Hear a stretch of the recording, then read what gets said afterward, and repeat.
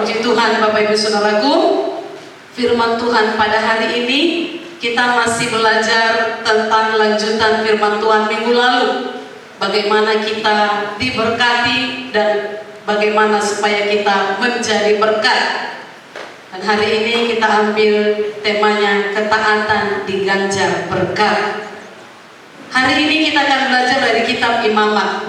Bapak Ibu yang setia membaca skedul pastilah sudah sampai di kitab Imamat. Amin. Kalau kita baca kitab Imamat, kita akan melihat bahwa kitab ini menuntut ketaatan penuh, yaitu hidup dalam kekudusan dan bagaimana cara yang benar mendekati Tuhan. Dan saudaraku, kitab ini menunjukkan bahwa seluruh kehidupan kita harus memuliakan Tuhan. Bukan hanya kegiatan rohani saja yang dituntut Tuhan memuliakan Dia, tetapi kegiatan hidup sehari-hari. Dalam Imamat pasal 1-16 dijelaskan cara penebusan diadakan melalui para imam dengan persembahan korban-korban. Dan itu bukan korban biasa, tapi mahal. Kenapa? Karena manusia sudah berdosa. Tadinya di Taman Eden indah, dekat dengan Tuhan, bisa bicara dengan Tuhan. Tapi sejak jatuh dalam dosa, harus ada korban supaya bisa ketemu dengan Tuhan. Dosa membuat manusia terpisah dari Tuhan. Jadi manusia perlu cara, perlu penebusan, perlu pengampunan, dan perlu berdamai dengan Tuhan.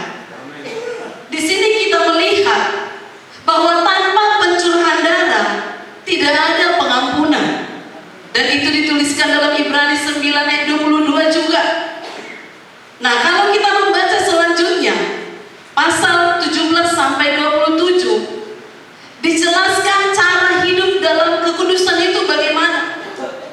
Menurut orang Yahudi itu banyak daftar hukum yang dimasukkan dalam Taurat, dan semua harus ditaati kalau mau diampuni. Semua harus ditaati kalau mau berkenan kepada Tuhan. Namun kenyataannya tidak ada seorang pun yang sanggup melakukan semua hukum itu. Ini menyatakan bahwa tidak ada manusia di bumi ini yang sanggup menyelamatkan dirinya sendiri dari hukuman dosa. Haleluya.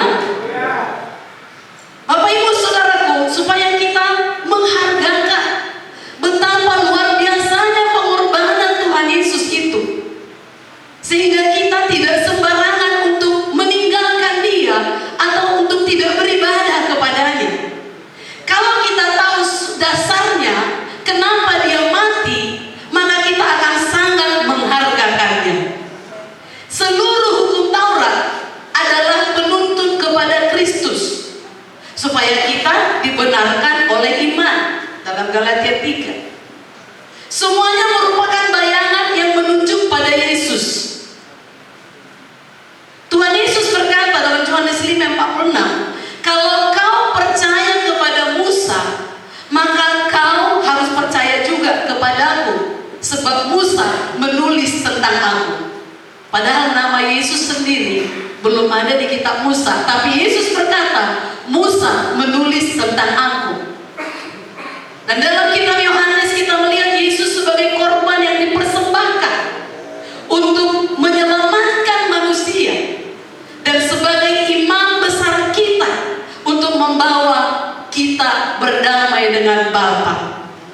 Karena kita tidak sanggup memenuhi tuntutan Taurat dengan usaha dan pekerjaan sendiri. Karena itu kita perlu kasih karunia Yesus Kristus. Haleluya. Kitab Imamat bukan sekedar mencatat sejarah ataupun orang berkata itu hukum yang kuno yang sudah tidak berlaku lagi. Sebaliknya, kitab ini menceritakan karakter Tuhan, kehendak Tuhan bagi umatnya.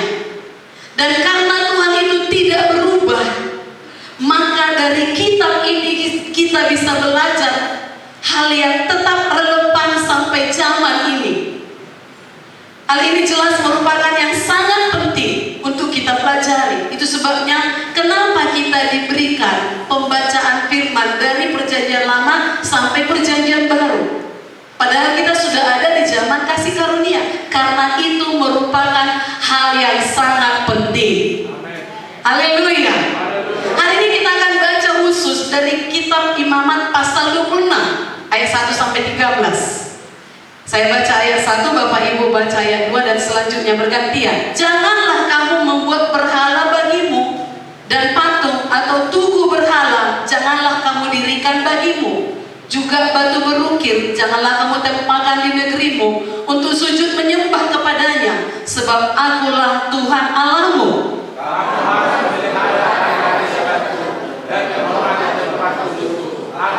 Jikalau kamu hidup menurut ketetapanku, di sini intinya. Jikalau kamu hidup menurut ketetapanku dan tetap berpegang pada perintahku serta melakukannya,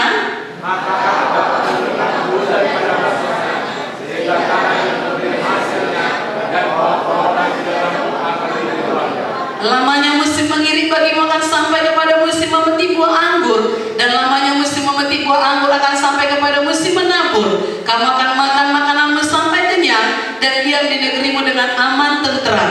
Dan aku akan memberikan dengan tidak dikejutkan oleh apapun. Aku akan menyiapkan binatang buas dari negeri itu, dan pedang tidak akan melintas di negerimu. Kamu akan mengejar musuhmu, dan mereka akan tewas di hadapanmu oleh pedang. 5 orang dari antaramu akan mengejar 100, dan 100 orang dari antaramu akan mengejar 100, dan semua musuh akan tewas di hadapanmu oleh pedang. Dan aku akan berpaling kepadamu dan akan membuat kamu beranak cucu serta bertambah banyak, dan aku akan meneguhkan perjanjianku dengan kamu. Kamu masih akan makan hasil lama dari panen yang lampau, dan hasil lama itu akan kamu keluarkan untuk menyimpan yang baru. Aku akan menempatkan kemah suciku di tengah-tengahmu, dan hatiku tidak akan muak melihat kamu.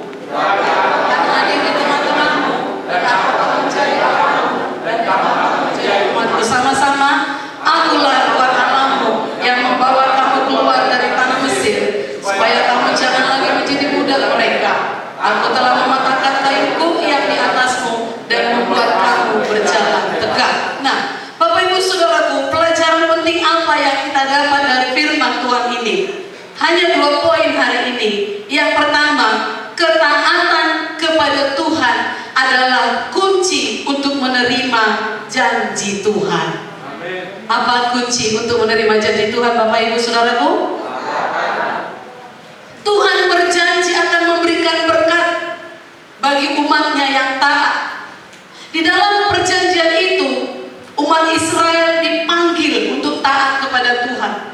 Ayat 1 dan 2 kita melihat bahwa Tuhan meminta agar umatnya hanya menyembah Dia saja dan beribadah hanya kepadanya. Dalam Keluaran 20 ayat 5 dituliskan, Dia adalah Tuhan yang cemburu. Kalau kita lebih menghargai yang lain daripada Dia, Dia tidak suka. Dia adalah Tuhan yang cemburu. Kenapa Tuhan cemburu? Karena umat Israel itu adalah miliknya. Sama seperti Bapak Ibu suami istri. Karena suamimu adalah milikmu, kalau dia lebih melirik yang lain, pasti engkau cemburu, betul? Kenapa Tuhan cemburu kalau kita lebih memilih yang lain, lebih memberhalakan harta kita, lebih memberhalakan gadget kita, lebih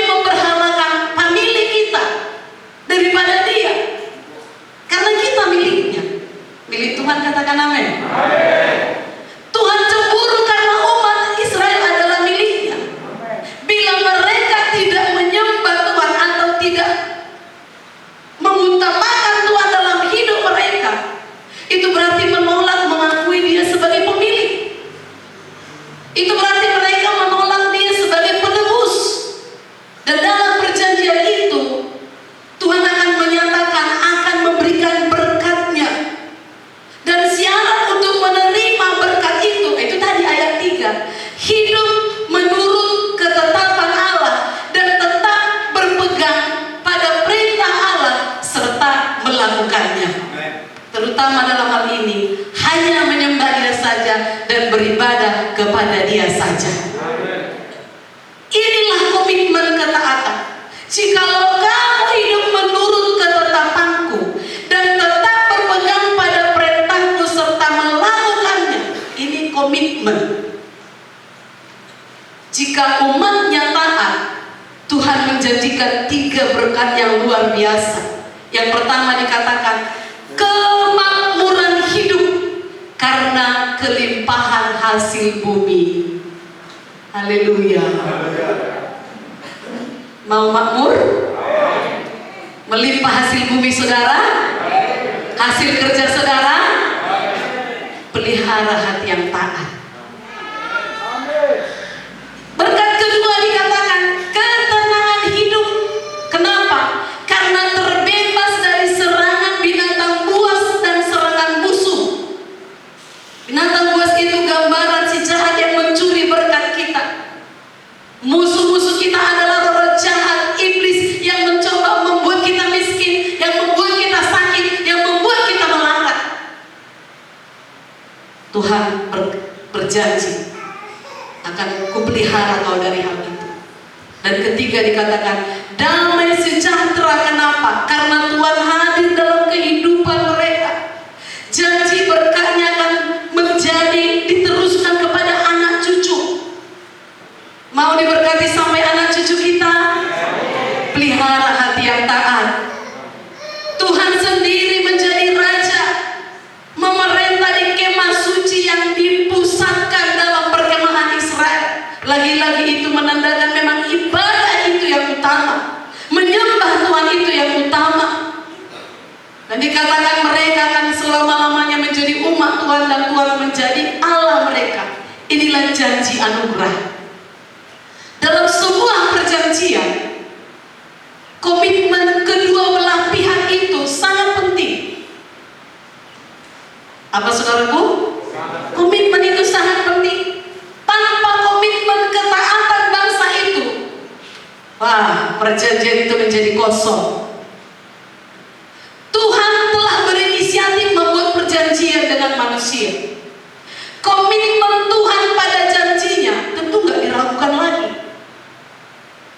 Tuhan selalu setia pada janjinya, tapi komitmen manusia itulah yang perlu ditumbuhkan hari lepas hari.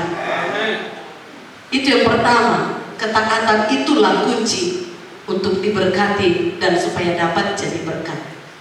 Yang kedua, pelajaran hari ini tidak enak menyampaikannya, tapi harus. Haleluya. Kalau hanya yang enak-enaknya nanti dikasih, manja dari kita. Jadi harus timbal balik. Amin. Sama seperti uang kita, gak bisa hanya baliknya saja. Kalau demikian gak berguna. Nah yang kedua, sebaliknya ketidaktaatan mendatangkan kutuk. Memang kita tidak baca tadi semua ayat di bawahnya, tetapi harus dilengkapi dengan itu. Jika bangsa Israel menolak ketetapan Tuhan dan mereka muak mendengar peraturannya sehingga mereka tidak melakukan perintahnya, bahkan memungkiri perjanjiannya, saudaraku, dikatakan Tuhan akan menimpakan bukan hanya 1, 2, banyak kutuk. Ancamannya juga 3 perkara. Pertama dikatakan kehidupan yang melarat. Karena apa? Karena penyakit, gagal panen, dan penjarahan oleh musuh. Ayat-ayatnya dapat saudara lihat di warta. Ini sangat-sangat tidak enak. Tetapi kalau kita tahu konsekuensinya tidak taat itu, maka kita segera berbalik. Kalau ada ketidaktaatan, langsung kita bertobat. Haleluya. Dan kedua dikatakan kehidupan yang dilanda ketakutan karena ancaman serangan binatang liar, serangan musuh, serangan wabah penyakit, bahkan saling menyerang antar sesama bangsa itu. Ketahuilah, kalau ada rumah tangga saling menyerang, kalau ada sesama anak Tuhan saling menyerang, itu pekerjaan musuh. Dan itu akibat ada ketidaktaatan di dalamnya. Ini sebaliknya dari berkat tadi. Dan yang ketiga dikatakan kehidupan yang dicengkeram oleh ketakutan dan keputusasaan. Kenapa? Karena ditinggalkan Tuhan. Tetapi sekalipun demikian, Tuhan tetap memberi kesempatan kepada umatnya untuk bertobat. Jika kalau kita baca di ayat 40 sampai 45 di terakhirnya, saudaraku, Tuhan akan mengingat perjanjiannya dan kembali memberkati mereka sekalipun mungkin sempat terjatuh. Itulah pengharapan kita. Haleluya. Firman Tuhan ini mengajarkan kita bahwa Tuhan berdaulat atas kehidupan ini. Ia berkuasa menganugerahkan kedamaian kepada orang yang taat kepadanya. Ia berkuasa menganugerahkan segala berkat yang tak terduga. Tetapi juga sebaliknya terjadi. Banyak orang Kristen mengingini berkat Tuhan, mau mengalami mujizat Tuhan, mau mengalami perkara besar, tapi mereka sendiri tidak mau bayar harga untuk taat. Mereka tidak mau taat melakukan kehendak Tuhan, tapi ingin berkatnya. Firman Tuhan hari ini jelas menyatakan bahwa ketaatan mendatangkan berkat dan sebaliknya ketidaktaatan mendatangkan kutuk. Jadi Tuhan menuntut ketaatan kita sebagai bukti bahwa kita percaya kepadanya dan mengasihi Dia. Ketaatan kita kepada Tuhan itulah yang membawa kita kepada penggenapan janji Tuhan. Apakah itu berkat, mujizat, kemenangan, pemeliharaannya, perlindungannya, dan keluputan dari hal-hal yang membahayakan. Bapak Ibu Saudaraku, zaman ini zaman yang sukar, dan ada banyak yang membahayakan pada zaman ini. Kabar-kabar bencana, virus-virus berbagai macam varian, itu adalah hal-hal yang membahayakan manusia zaman ini. Tapi firman Tuhan ini berkata, kalau kita pelihara hati yang taat, semua hal itu, saudaraku, dari hal itu semuanya kita diluputkan Tuhan. Haleluya. Mata Tuhan tertuju kepada orang yang taat.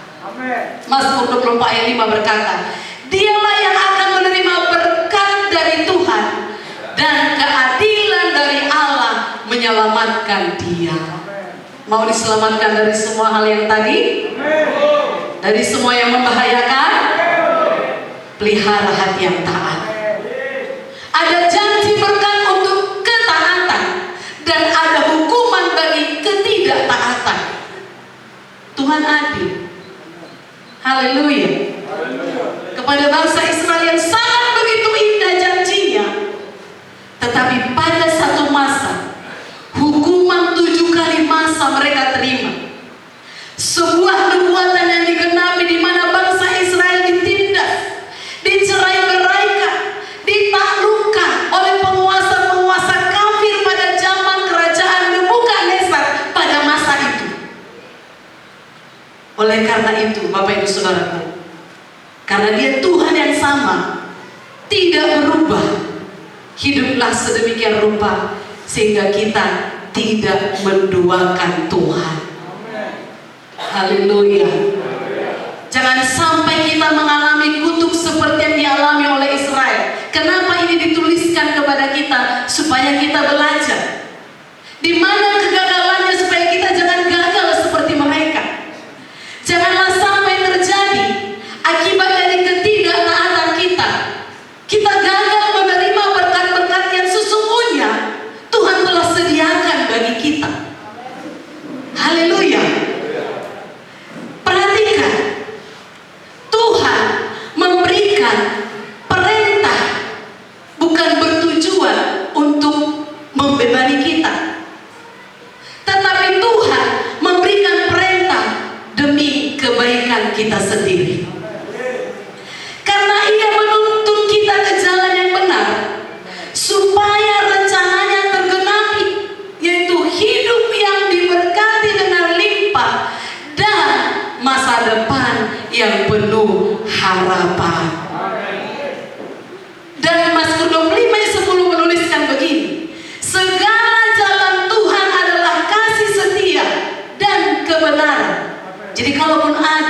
terancam dengan kutuk tadi, itu karena dia mengasihi.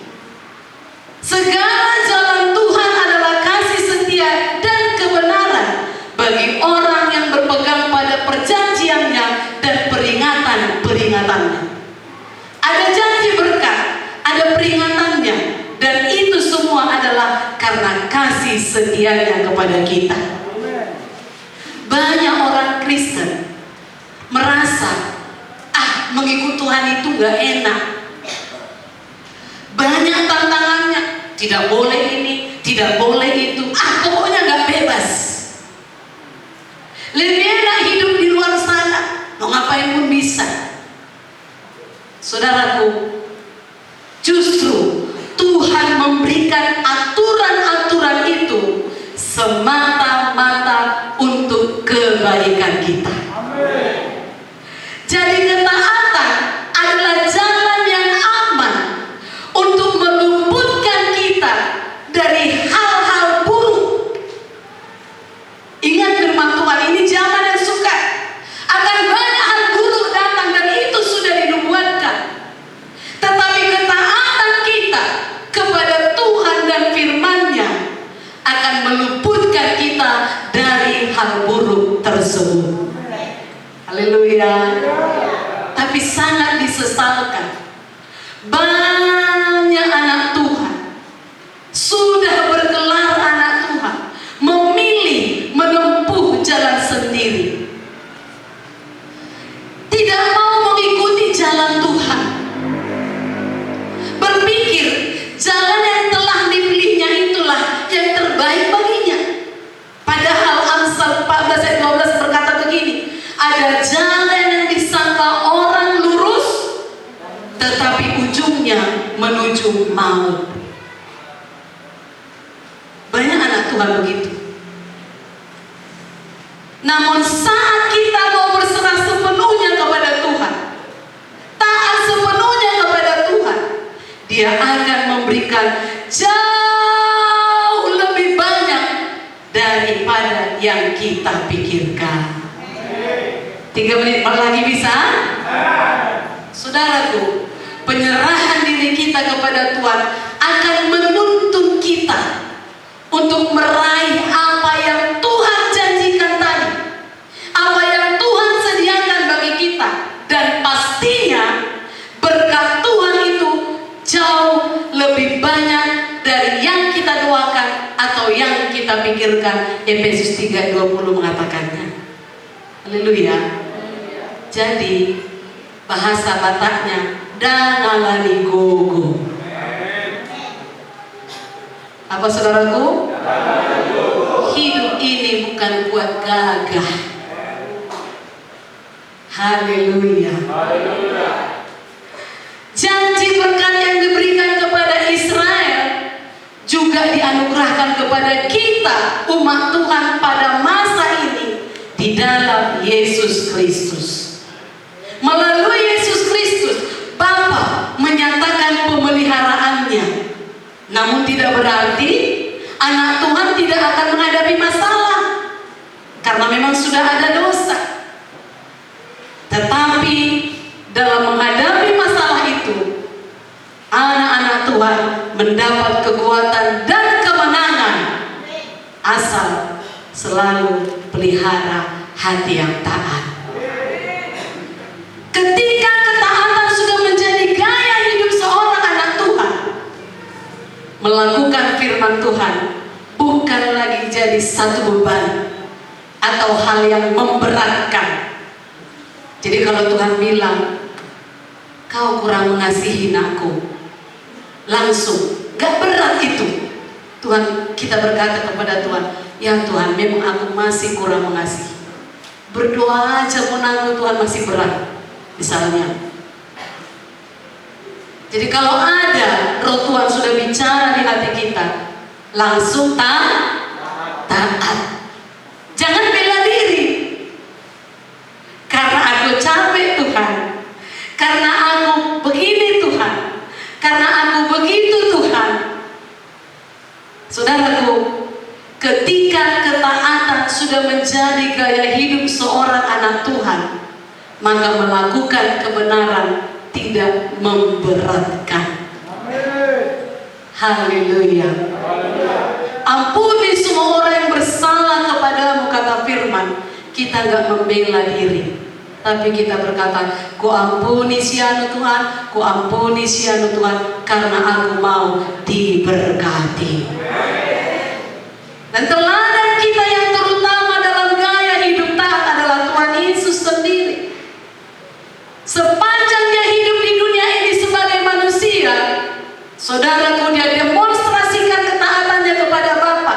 Itu sebabnya dia berkata dalam Yohanes 4 ayat 34, makananku ialah melakukan kehendak Dia yang mengutus aku dan menyelesaikan pekerjaannya.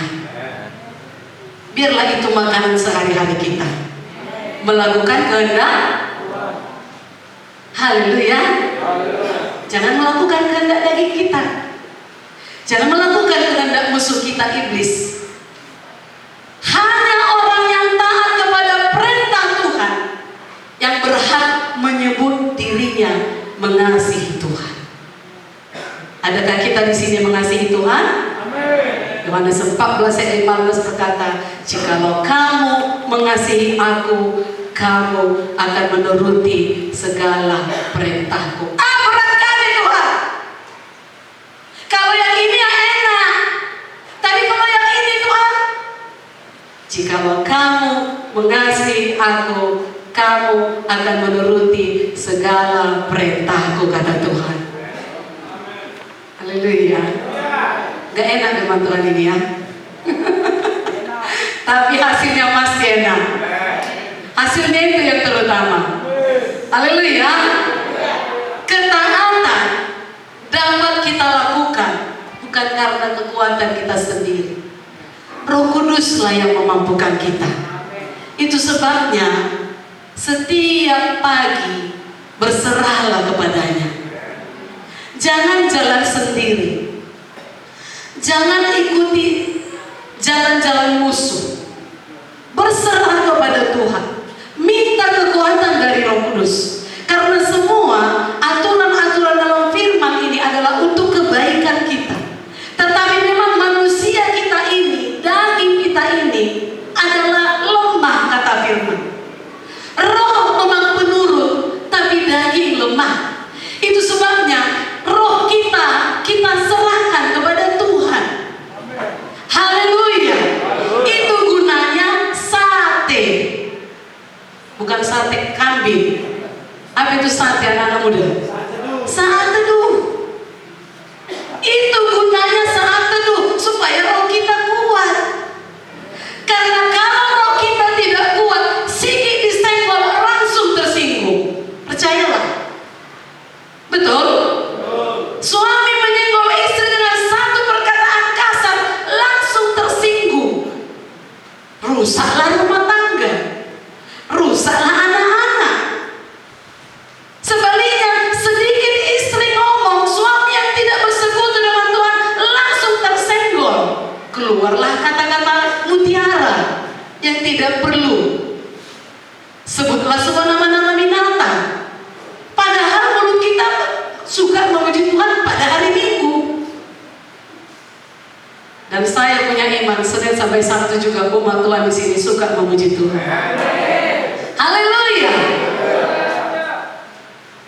Saya kadang berpikir, saya lihat seseorang, dari pandangan saya orang itu sudah dewasa, tetapi ketemu sedikit saja masalah, nampak kanak-kanaknya. Disitulah saya sadar, memang tiap-tiap hari harus menyerahkan diri kepada Tuhan. Maka dikatakan Amsal itu, akuilah dia dalam segala lakumu, maka ia akan meluruskan jalanmu. Bagaimana kita mengakui dia dalam segala laku kita? Itu tadi sate tadi. Lagi-lagi bukan sate kambing ya. Saat teduh masing-masing tadi. Karena kalau ibadah seperti ini, gak nampak siapa rohani siapa enggak. Karena semua bisa mengangkat tangan, semua bisa menyembah Tuhan, semua bisa bahasa roh, kecuali yang gak bisa, kami nggak lihat satu persatu. Tetapi secara umum bisa lah, amin. Tetapi kunci utama adalah di rumah kita bagaimana hubungan kita dengan Tuhan. Karena itulah yang menguatkan kita menghadapi situasi zaman ini, amin. Ketaatan kita ganjarannya berkat. Taatlah, tetapi ketaatan gak bisa dengan kekuatan kita sendiri. Kita harus ditolong oleh Roh Kudus. Jadi renungannya hari ini, ketaatan kita kepada Tuhan itulah yang akan membawa kita kepada penggenapan janji Tuhan. Perhatikan yang berikutnya, dan meluputkan kita dari hal-hal yang membahayakan. Omikron membahayakan, COVID varian semua membahayakan, bencana membahayakan. Tapi Tuhan berjanji kita diluputkan dari hal itu kalau kita pelihara hati yang taat. Dan kita berdoa, biarlah kita semua menjadi umat Tuhan yang taat penuh ya. Karena Tuhan bilang tadi segala perintahku taat penuh, sehingga janji Tuhan itu benar-benar digenapi dalam hidup kita. Dan hikmahnya hari ini, ketaatan adalah harga mutlak. Haleluya. Gak ditawar, itu maksudnya. Haleluya. Mari kita bangkit berdiri. Haleluya. Haleluya. Kita minta